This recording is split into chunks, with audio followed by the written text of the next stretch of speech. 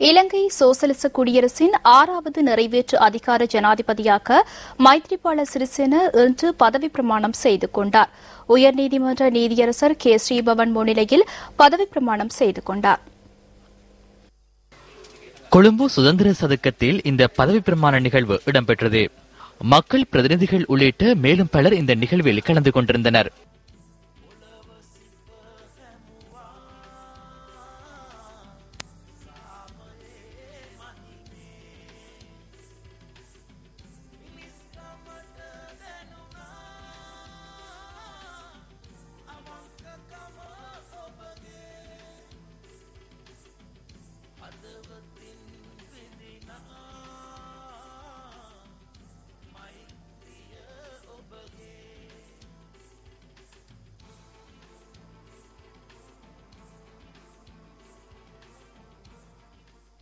பதவி பிரமாண நிகழ்வுக்கு வருகை தந்த மைத்ரிபால சிறிசேன முதலில் சமய வழிபாடுகளில் ஈடுபட்டார்.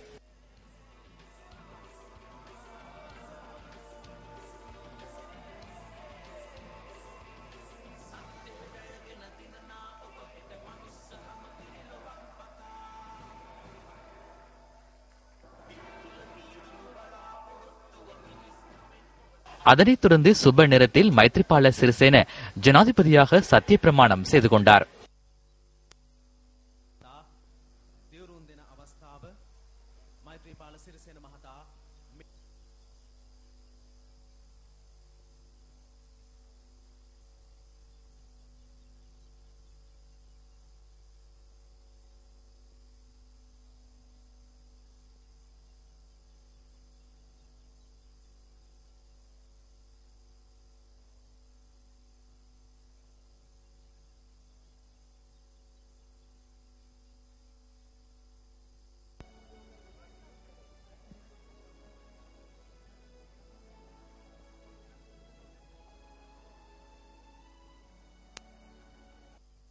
அதன் பின்னர் ரணில் விக்ரமசிங்க இலங்கையின் அடுத்த பிரதமராக ஜனாதிபதி மைத்ரிபால சிறிசேன முன்னிலையில் பதவி பிரமாணம் செய்து கொண்டார்.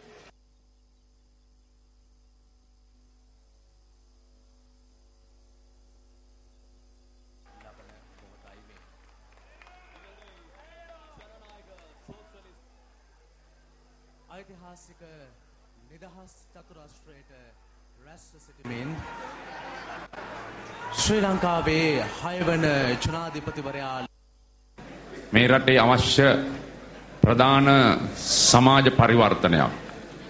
இந்த நாட்டுக்கு அவசியமான சமூக மேம்பாடு, பொருளாதார மேம்பாடு, அரசியல் மேம்பாடு உள்ளிட்ட பல விடயங்கள் தொடர்பில் நாம் முன்வைத்த 100 நாள் வேலை திட்டத்தில் குறிப்பிட்டுள்ளோம்.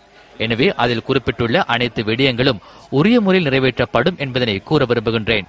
நான் இந்த பதவிக்கு பொதுமக்களின் வாக்குகள் மூலம் தெரிவு செய்யப்பட்டதை போன்றே 2வது தவணைக்காக அல்லது மீண்டும் ஒரு தடவை ஜனாதிபதி தேர்தல் ஒன்றில் போட்டியிடுவதற்காக முன்னிற்க எனக்கு எவ்வித எதிர்பார்ப்பும் இல்லை. நாட்டு மக்களின் சுதந்திரம், ஜனநாயகம் மற்றும் சட்டவாக்கம் என்பவற்றை உறுதிப்படுத்தி தற்போது வாழும் மக்களை போன்று நாளை பிறக்கவுள்ள பிள்ளைகளுக்காகவும் பொறுப்புகளை உரிய முறையில் நிறைவேற்றும் பொறுப்பினை நான் ஏற்றுக்கொண்டுள்ளேன். මේ මැතිවරණය ආරම්භ වූ අවස්ථාවේ සිට இந்த தேர்தல் ஆரம்பமான நாள் முதல் குறிப்பாக எதிர்க்கட்சியின் பொது வேட்பாளராக இந்த தேர்தல் செயற்பாடுகளை முன்னெடுக்க எனக்கு இலகுவாக அமையவில்லை. இந்த நாட்டில் இதற்கு முன்னர் நடைபெற்ற எந்த ஒரு தேர்தலின் பொழுதிலும் எதிர்க்கட்சிகளின் வேட்பாளர் ஒருவர் இதுபோன்று சிரமப்பட்டிருக்க மாட்டார்கள். குறிப்பாக அரச ஊடகங்கள் சுதந்திர ஊடகத்துறையின் விழுமியங்கள் தொடர்பில் எவ்வித அக்கறையும் செலுத்தவில்லை. அரச ஊடகங்கள் ஊடக தர்மங்களை மீறிய சம்பவங்களை கண்டுகொள்ள முடிந்தது. எனக்கு தனிப்பட்ட முறையில் களங்கம் விளைவித்தாலும் அவை அனைத்தையும் தாங்கிக் கொள்ளும் இயலுமை எனக்கு உள்ளது. நீண்டகால அரசியல் அனுபவம் காரணமாக அந்த தைரியம் எனக்குள்ளது. ඒ කොතෙක් කළත් ඒ සියල්ල විඳදරා ගැනීමේ හැකියාව මගේ දීර්ඝ කාලීන දේශපාලන ජීවිතයේ අත්දැකීම් වශයෙන් මට තිබෙන බව කියන්නට පුළුවන්.